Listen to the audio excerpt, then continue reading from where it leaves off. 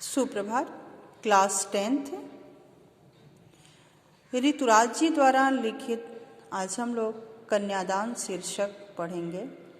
और कन्यादान में माँ बेटी को किस तरह सीख दे रही है और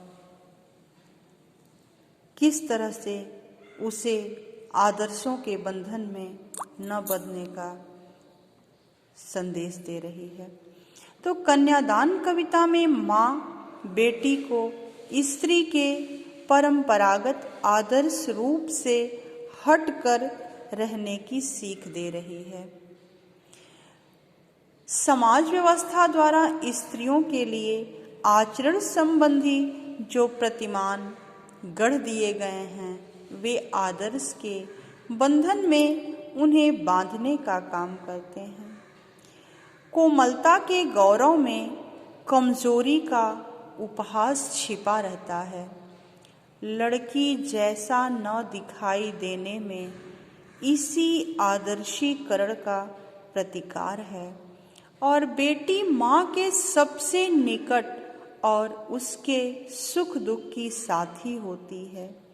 इसी कारण उसे अंतिम पूंजी कहा गया है।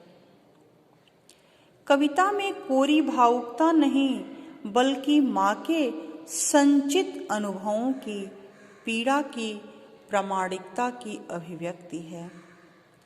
इस छोटी सी कविता में स्त्री जीवन के प्रति ऋतुराज जी की गहरी संवेदना अभिव्यक्त हुई है।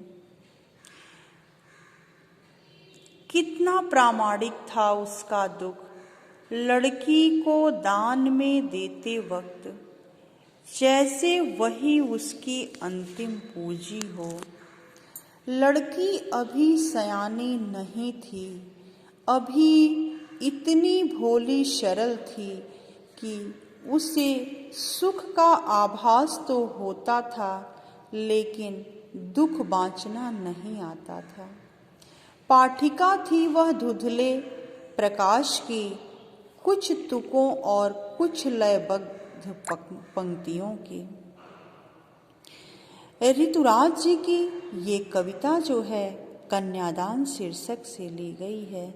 और इन पंक्तियों में कवि ने एक लड़की का कन्यादान करती माँ और लड़की की मन स्थितियों और उनकी मनोदशाओं का वर्णन किया है।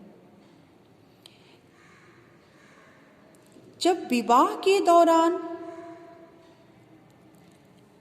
माँ अपनी लड़की के कन्यादान की रस्म को पूरा करती है, तो माँ का दुख जो है अत्यंत प्रामाणिक और चिर परिचित था। अर्थात कितना प्रामाणिक था उसका दुख लड़की को दान में देते वक्त।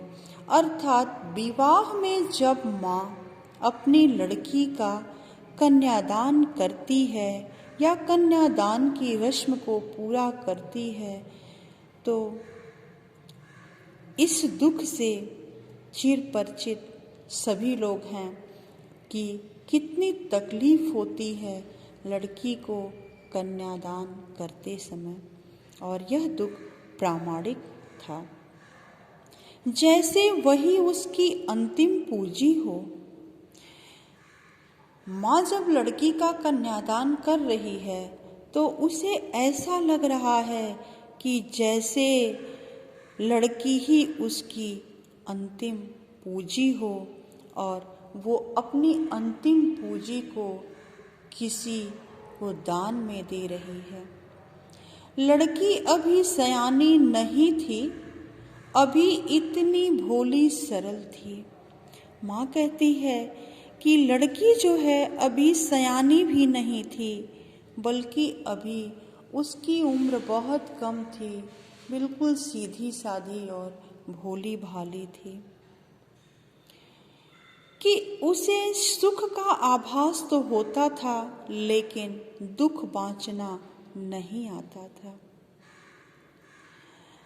लड़की इतनी भोली भाली थी कि उसे सुख तो ज्ञात हो जाते थे, सुख का आभास वो कर लेती थी, लेकिन किसी के सामने अपने दुखों को, अपने कष्टों को बांचना अर्थात बताना नहीं आता था। अर्थात वह लड़की अपनी परेशानी को किसी दूसरे के सामने नहीं बता सकती थी।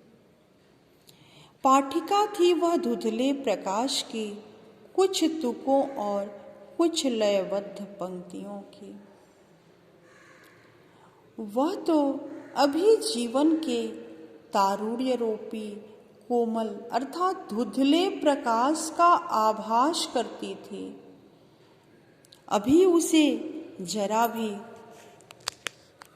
किसी दूसरे के साथ कैसे रहना है, दूसरे के घर में जा कर के किस तरह का आचरण करना था, इस सब का उसे कोई ज्ञान नहीं था। उसे कुछ छंद और कुछ तुकबद्ध पंक्तियां ही बाँच पाती थी।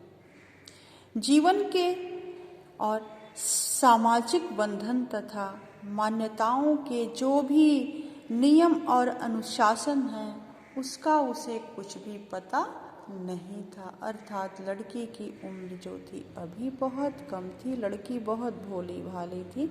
आज के लिए बस इतना, आगे हम लोग कल की क्लास में पढ़ेंगे। धन्यवाद।